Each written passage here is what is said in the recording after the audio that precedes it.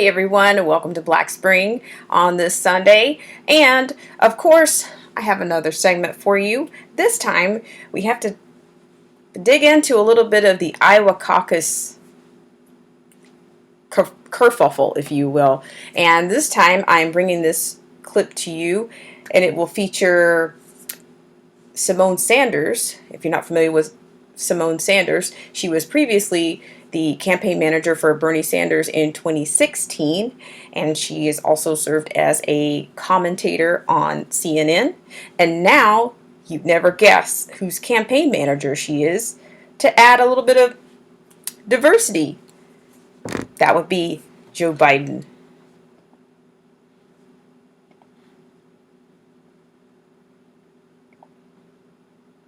My name is Elijah Schaefer, the host of Slightly Offensive, filling in for your host, Gary Franchi. Before we jump into the report, please check you are subscribed by clicking the button below. It really helps us out. Mike LeChance from the American Lookout reports that it has been days since the Iowa caucuses, and nobody's 100% sure about the full results. Why? I don't know. What we do know, however, is that Joe Biden completely bombed in the state, which is to no surprise, from a man who runs his hands over young girls. But Biden's spokeswoman, Symone Sanders, appeared on CNN, no relation, I think, to Bernie Sanders, of course, and was asked about Biden's poor showing. It did not go well, of course, with the meltdown that soon followed. She refused then to say Wednesday that she accepted the legitimacy of the Iowa caucus results that were reported so far. Welcome to the meltdown of the Democratic Party. I know I'm excited. You are too. Take a look. And that's what it comes to on healthcare. As we're waiting, and our viewers can see this, the Iowa results, they're not totally in right now. Your campaign has raised questions about the legitimacy of the process, which of course, I mean, granted, right, Symone, we've seen this has been a total debacle, but the party says the raw data is correct. It was just a back-end issue. Yesterday, your comms director, Kate Bedingfield, was raising concerns about the legitimacy of the results. Is that a concern you still have?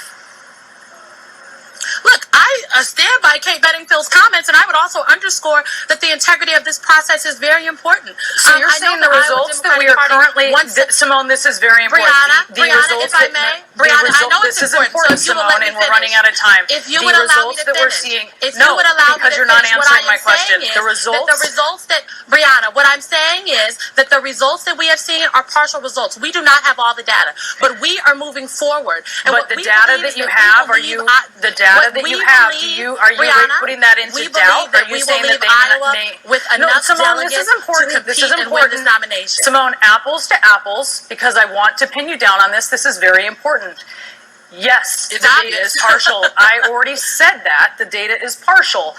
But that said, that's not what we heard from Kate Bedingfield. She wasn't saying that it was partial. She was saying that this process threw into question the legitimacy of the data as we have seen it. Is that true? Should we doubt, in your view, in the campaign's view? No, let me finish, Symone. I let you finish. Let me finish.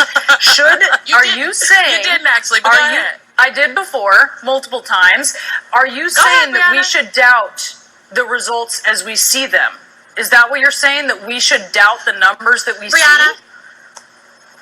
What I am saying is that on Monday night in Iowa, there were failures across the process when it came to the Iowa caucuses. There was confusion. Do you believe the results? The app that the Iowa Democratic Party used did not work.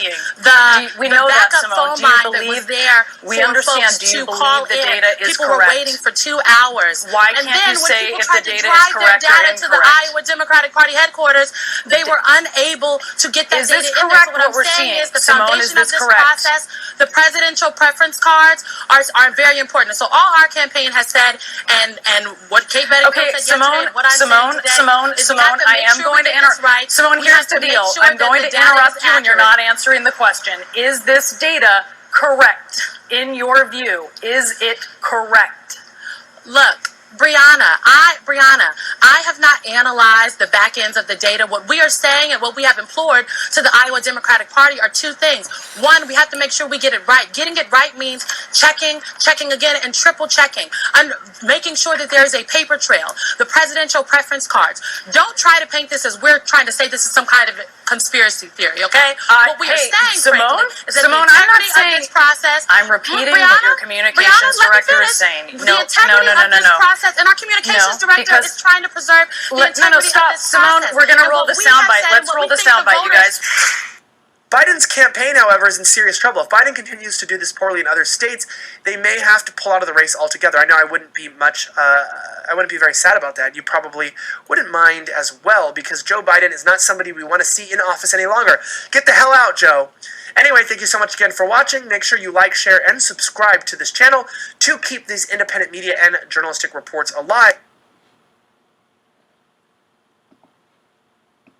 Okay, so there you have it. You have Symone Sanders and the spokesperson going back and forth over the legitimacy of the process and for once, results.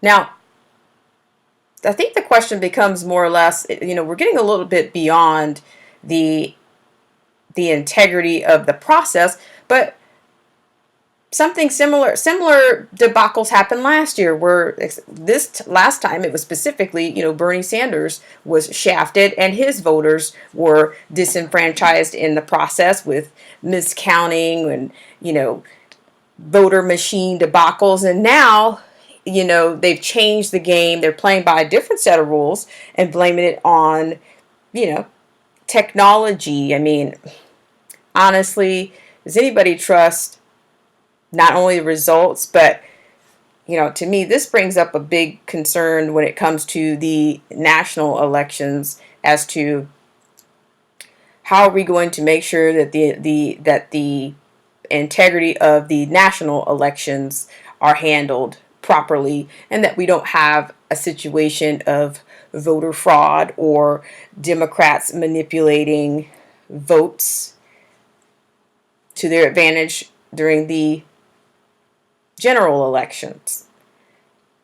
So I don't know if you were paying attention for last year, or even if you're familiar with Miss Sanders, but Miss Sanders seems to have not only she's gotten pretty good at deflecting and filibustering questions, and oh, we're gonna just keep going at it until we get it right, and they had to have known this process was coming up, and quality control is something that you do not after the fact, or you're not restoring any integrity by filibustering and deflecting on the actual results. And there again, she would not confirm either way if she thought the results were accurate or not. Not to mention that her candidate, Joe Biden, is struggling, and he's pretty much marred in this